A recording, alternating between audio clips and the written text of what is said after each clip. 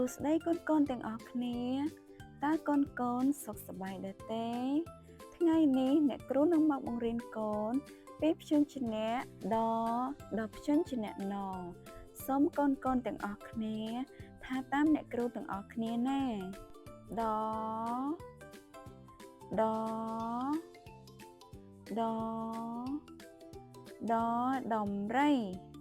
ដំរីកំពុងតែប៉មស្លឹកឈើតើកូនស្គាល់ដំរីទេនេះគឺជាគ្រួសាររបស់ដំរីមួយដែលពួកគេកំពុងតែរកចំណីទាំងអស់គ្នាថ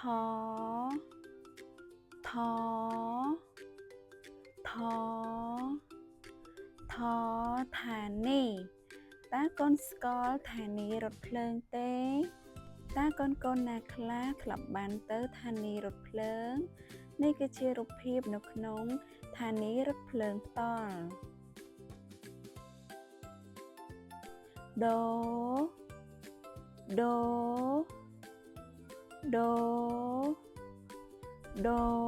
ដួង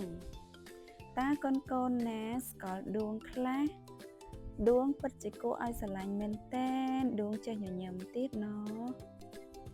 នេះគឺជារូបភាពដួងកំពុងតែប្រឡែងគ្នាលេងនៅក្នុងដី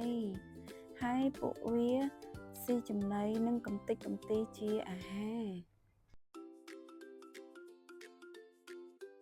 ថ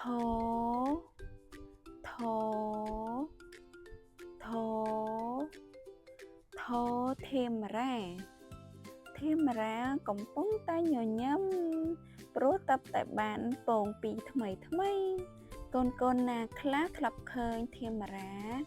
នេះរូបធាមរានៅក្នុងព្រៃភាគច្រើនគឺវារស់នៅក្នុងព្រៃវាគឺជាសត្វកម្រណាណ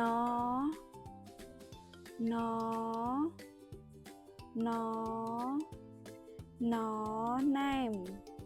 កូនណាខ្លះធ្លាប់ញ៉ាំណែមមានទាំងណែមឆៅនិងណែមឆ្អិនសូមកូនអានតាមអ្នកគ្រូម្ដងទៀតណាដ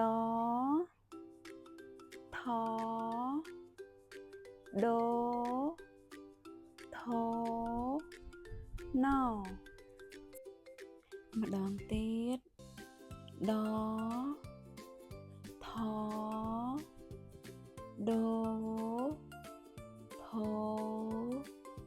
ណអរគុណកូនទាំងអស់គ្នាដែលបានយកចិត្តទុកដាក់ស្ដាប់ហើយអានតាមអ្នកគ្រូទាំងអស់គ្នាអ្នកគ្រូជូនពរឲ្យកូនមានសុខភាពល្អណាស់ជួបគ្នាទៀតនៅវគ្គក្រោយបាយបាយ